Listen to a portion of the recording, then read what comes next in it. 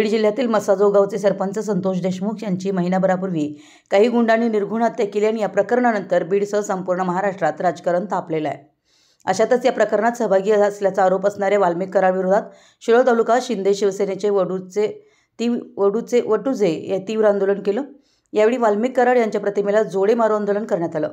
या आंदोलनाच्या माध्यमातून शिवसेनेच्या पदाधिकाऱ्यांनी वाल्मिक कराड विरोधात संताप व्यक्त केला। शिवसेना कोल्हापूर उपजिल्हा प्रमुख सतीश मलमे, शिरोळ तालुका प्रमुख उदय झुटाळ व महिला आघाडीच्या नेतृत्वाखाली शिवसेना पदाधिकारी व शिवसैनिकांनी आज शिरोळमध्ये सरपंच संतोष देशमुख याच्या हत्येचा निषेध व्यक्त केला। संतोष देशमुख यांच्या हत्याकांडातील सर्वच आरोपींना कठोर शिक्षा झाली पाहिजे अशी मागणी केली।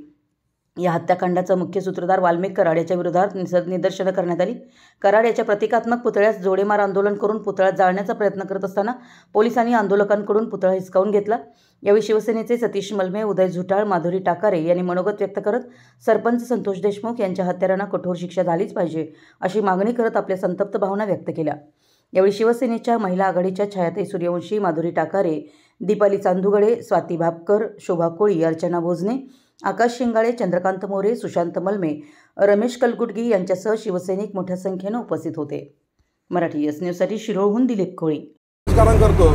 त्याचा भाग म्हणून या ठिकाणी आज सन्मान्य त्या गावचा सरपंच संतोष देशमुख यांचा काय त्या ठिकाणी चूक होती, त्या ठिकाणी निर्गुण खून करण्यात आला त्याचा। आज त्याचं कुटुंब आपण बघतो की लहान लहान मुलं असेल, पत्नी असेल, आज शासनानं त्याची अतिशय कविलवाणी दाद मागत आहे आणि अशा दादीच्यावर या ठिकाणी आदरणीय मुख्यमंत्री देवेंद्र फडणवीस साहेब, आदरणीय शिंदे साहेब, पवार साहेबांच्या सरकारनं या ठिकाणी चांगली SITच्या माध्यमातून, पोलीस प्रशासनाच्या माध्यमातून हे सर्व छडा लावला आणि काल आपण बघितलं की त्या ठिकाणी सर्वच आरोपी असतील त्या ठिकाणी किंवा वाल्मिक कराड त्यातला मुख्य सूत्रधार आहे। अशा ह्या मुख्य सूत्रधाराला फाशी शिक्षा झाली पाहिजे आणि त्याच्यासोबत या सगळ्यांना फाशी झाली पाहिजे, असं कठोर या ठिकाणी शासन झाले पाहिजे अशी सर्व भूमिका या ठिकाणी मांडण्यासाठी आदरणीय मस्के साहेबांच्या नेतृत्वाखाली आम्ही आज शिवसेनेसाठी या ठिकाणी निदर्शन करत आहे।